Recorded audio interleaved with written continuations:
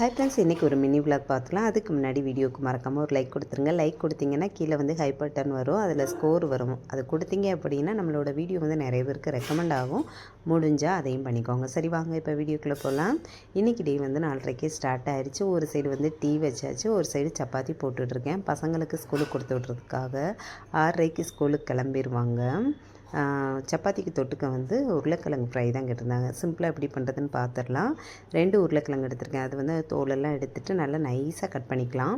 அப்புறம் அதில் கொஞ்சமாக மஞ்சத்தூள், கொஞ்சம் இஞ்சி பூண்டு பேஸ்ட்டு, தேவையான அளவு உப்பு, கொஞ்சம் சிக்கன் ஃப்ரை மசாலா, கொஞ்சமாக அரிசி மாவு, இது எல்லாத்தையும் கலந்து ஒரு 5 நிமிஷம் வச்சுட்டு சப்பாத்தி போட்டு அதே தோசைக்கல்லையே கொஞ்சோண்டு எண்ணெய் சேர்த்து அடுப்பை மீடியம் ஹீட்டில் வச்சுட்டு நல்லா திருப்பி போட்டு ஃப்ரை பண்ணி எடுத்தோன்னா சூப்பரான உருளைக்கிழங்கு ஃப்ரை வந்து ரெடி ஆயிடும். பொண்ணுக்கு வந்து சப்பாத்தியில் உருளைக்கிழங்கு போட்டு ரோல் பண்ணி கொடுத்தாச்சு. பையன் உருளைக்கிழங்கு வேணான்னு சொல்லிட்டான். அவனுக்கு வந்து பீனட் பட்டர் இருந்துச்சு, அதை போட்டு ரோல் பண்ணி கொடுத்தாச்சு. அவனுக்கு வந்து அது ரொம்ப பிடிக்கும். டிஃபின்லாம் ரெடி பண்ணி பசங்களும் ஸ்கூலுக்கு அனுப்பிட்டு ஃபஸ்ட்டு வேலை வந்து இட்லி தோசைக்கு மாவு அரைக்க வேண்டியது இருந்துச்சு.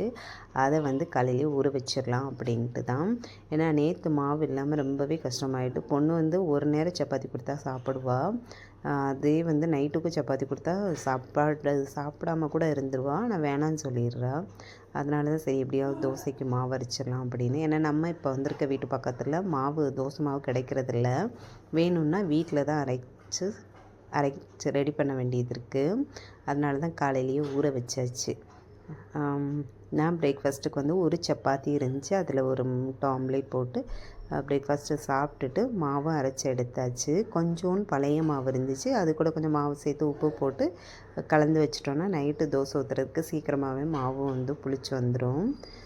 மாவெல்லாம் அரைச்சி வச்சுட்டு அந்த அரிசி கழுவின தண்ணி, அப்புறம் கிரைண்டர் கழுவின தண்ணியெலாம் வேஸ்ட் பண்ணாமல் செடிகளுக்கு ஊற்றினோன்னு நல்ல ஒரு உரமாக இருக்கும். நீங்களும் ட்ரை பண்ணி பாருங்கள்.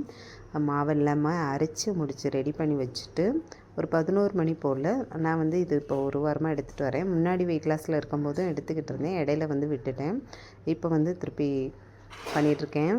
இது என்னதுன்னு பார்த்தீங்கன்னா ஃப்ளாக்ஸ் சீட் பவுடரு. இது வந்து மோரில் கலந்தும் குடிக்கலாம். நான் அப்படி தான் குடிப்பேன். இப்போ சளி பிடிச்சிருக்கிறதுனால சுடு தண்ணியில் எடுத்துகிட்ருக்கேன். டேஸ்ட் வந்து சூப்பராக இருக்கும். அதுவும் குடித்து முடிச்சுட்டு நம்ம கொண்டைக்கடலை வந்து ஊற வச்சுருந்தேன், அதை தான் வேக வச்சிடலான்னு கொஞ்சோண்டு உப்பு, தேவையான அளவு தண்ணி சேர்த்து குக்கரில் வச்சிடுறேன். அதே மாதிரி அந்த கொண்டைக்கடலை ஊற வச்ச தண்ணியும் வேஸ்ட் பண்ணாமல் செடிகளுக்கு சேர்த்துக்கோங்க.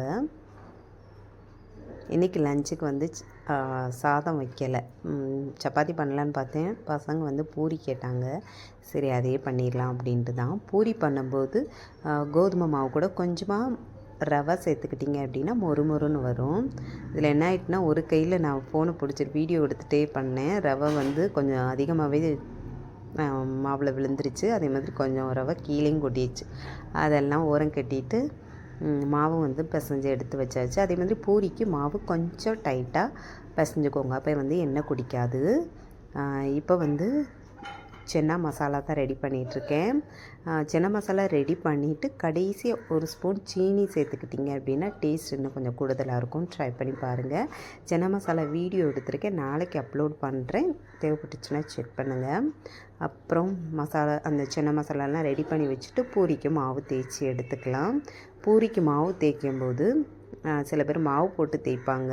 அந்த மாதிரி பண்ணாமல் லைட்டாக எண்ணெய் தடவிட்டு மாவு தேய்ச்சோம் அப்படின்னா நம்ம எவ்வளோ பூரி போட்டு எடுத்தாலும் அந்த எண்ணெயோட கலர் மாறாமல் அப்படியே இருக்கும். அந்த எண்ணெயை மறுபடியும் நம்ம யூஸ் பண்ணிக்கலாம். ட்ரை பண்ணி பாருங்கள் இந்த டிப்ஸையும். நான் இன்றைக்கி வந்து கொஞ்சம் பெருசு பெருசாக தான் பூரி போட்டு எடுத்திருக்கேன். நல்லா மொறுன்னு உப்பலாக வந்திருக்கு பாருங்கள். இப்போ சூப்பராக லஞ்சும் ரெடி பண்ணியாச்சு. நான் வந்து எனக்கு சப்பாத்தி போட்டுக்கிட்டேன், பசங்களுக்கு மட்டும் பூரி போட்டு கொடுத்தேன். இப்போ நல்ல க்ரீமியான சென்னா மசாலாவும் பூரியும் வந்து சுட சுட ரெடியாக இருக்குது. இதில் பொடியாக கட் பண்ண வெங்காயம் போட்டு சாப்பிட்டோம் அப்படின்னா சூப்பராக இருக்கும். கண்டிப்பாக ட்ரை பண்ணி பாருங்கள். வீடியோ பிடிச்சிருக்கும்னு நினைக்கிறேன். பிடிச்சிருந்தா மறக்காமல் வீடியோக்கு ஒரு லைக் கொடுத்துருங்க. நம்ம சேனலை சப்ஸ்கிரைப் பண்ணலைன்னா சப்ஸ்கிரைப் பண்ணி வச்சுக்கோங்க. Bye friends.